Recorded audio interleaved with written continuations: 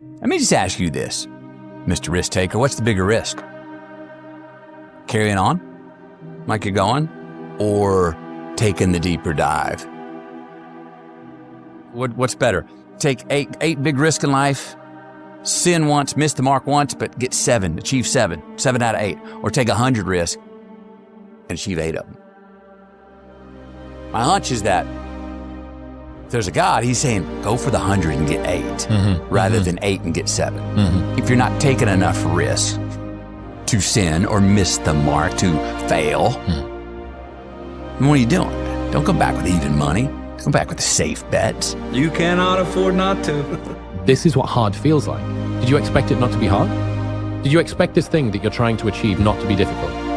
Every other person feels the exact same way. Only risk takers win. By definition, if you are the same as everybody else, if you're not taking a risk over and above what everybody else is taking, by definition, you can't win. Nothing's ever going to be given to you. Everything's going to be earned. If you don't go out there and put in the work, you don't go out and put in the effort, 1, you're not going to get the results. But 2, and more importantly, you don't deserve it. You didn't earn it. Nietzsche said, I know of no better life purpose than to perish in attempting the great and impossible. The fact that something seems impossible shouldn't be a reason to not pursue it. That's exactly what makes it worth pursuing. Where would the courage and greatness be if success was certain and there was no risk? The only true failure is shrinking away from life's challenges. Take the biggest risks of your entire life. What would you do if you weren't afraid?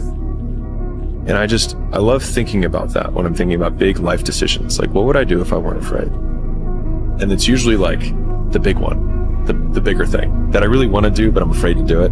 It's like, that's what I should do. And what would I do if I didn't, if I knew I couldn't fail? I will never wish for fewer epic stories at the end of my life. And I've never regretted failures. I've always regretted things that I didn't try. A lot of times when it's like you have this anxiety around this big decision you have to make, if you actually take the step and realize that it's not death, you're not going to drown immediately. There's plenty of other steps you can take from there, even if you get a little wet. Well, you should be afraid of taking risks and pursuing something meaningful. But you should be more afraid of staying where you are if it's making you miserable.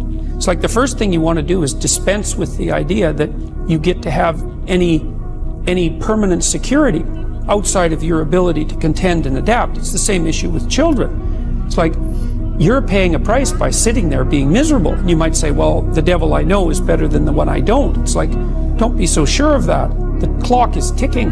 Yeah, and if you're miserable in your job now and you change nothing, in 5 years, you'll be much more miserable and you'll be a lot older. Just get a stable job, just get an easy job. Don't go too flashy, don't go too crazy, don't go too risky. There isn't any risk. That's what people don't understand. There is no risk when you have nothing. When you're a peasant-ass brokey, you have no risk, nothing. The risk is living the life that you currently are living. Yeah. To be successful at anything, the truth is you don't have to be special. You just have to be what most people aren't. Consistent, determined, and willing to work for it. No shortcuts. You can achieve the absolute impossible. You don't need great parents. You don't need to have this humongous GPA and all this other What you need is the one thing I talk about in my book, which is straight up brutal work ethic. You have to be willing to outwork everybody in the world. Talent is not enough anymore. Talent? I don't believe in talent. Well, some people, they have talent. It's good. It helps when you have talent. As long as you have a lot of determination and willpower, that's all you need. And you have to have the will to win. Effort, dedication, work hard. This is why I say stay hard.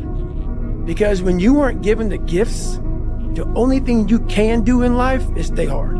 This is all you can do. There's no magic pill or a magic potion. All you can do is outwork the man that God created, or woman, in you. You cannot lose when it's your time to win. And when it's your time to win is determined by God. Not you, not me, not a guru, not your business coach, not the latest best-selling author. Times and seasons belong to God. Period. For a man to eat and drink and enjoy the fruit of his labor, it is from the hand of God. It's a gift from God. These people go to the gym, they get big, they get jacked, they can run fast, all that But the only thing they're doing is they're coding over the mind. all you're doing is building a bigger, stronger quitter.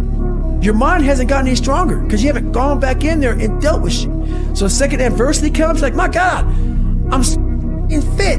What's wrong? Your mind is still soft. If you consume enough of that content, if you read enough books about people who have embarked on certain kinds of journeys and made certain choices, that at some point you might introject some of their personality and their responses and subconsciously start making decisions, hopefully positive decisions, on your own behalf, maybe having more appropriate boundaries, maybe taking better self-care or care of other people. And that without even realizing it, you're starting to make better choices on your own behalf. And then at some point, you move from the introject to a recognition that, wait, it was me that made that change. I'm the one that managed to get a bit earlier and do a little bit more, or to be kinder in this context, or to listen a little bit better in this context. And over time, we start to ascribe those changes to ourselves. God created man for one purpose, and that's to serve. We are here to provide, we are here to protect, we are here to teach, we are here to lead. That's what we're here for. We're not here for ourselves. Now, our pursuit of becoming better men is for the purpose of becoming better servers. It's not so we can look at ourselves in 10 years and say, I'm better than I was 10 years ago. That's not the point. The point of getting better is not just so that we can be better. The point of being better is so that we can be better servants, so we can be better protectors, better providers, better teachers. Who do you have the least amount of filter with when you're around them? Who can you sit in silence with and not have to fill it? These are the people that you should prioritize spending your time with, because we all feel the compulsion to change ourselves to fit in. We adjust our behaviors and our words and our nature and everything in an attempt to be liked and validated and accepted. And the more people who make it feel safe for you to truly be yourself around them, the more confidence that you have to be that person every day. I think very often when you feel a beep of envy, it's because there's a fragment of your true ambition and your true self in the life of another person. And rather than going, oh, I must run away from it, go, no, this is a clue. What is there that you are envious of? And often envy is a very inaccurate emotion. We envy the whole of someone when actually it tends to be a part of them that we want. And so we go, I'm envious of that singer, actor, business person, etc. You want to go, hang on. It won't be the whole thing. Drill into it. What really is core here? And you might realize it's actually not their fame, their money. It's that they work with their hands, or it's that they live in a log cabin somewhere far away from other people, or whatever it is. So the best thing to do with envy is to see it as a guide for your own ambition, not a sign of your innate jealousy and inadequacy. It's a clue. What a privilege to be tired from the work you once begged the universe for. What a privilege to feel overwhelmed by growth you used to dream about. What a privilege to be challenged by a life you created on purpose. And what a privilege to outgrow things you used to settle for. Golly. To be tired for having done the thing that you once dreamt of doing is a beautiful blessing. Self-control is a very masculine quality. You're able to control yourself. You're able to control your passions. You're able to not talk too much if you don't need to talk too much. I'm not saying that women don't have, that the opposite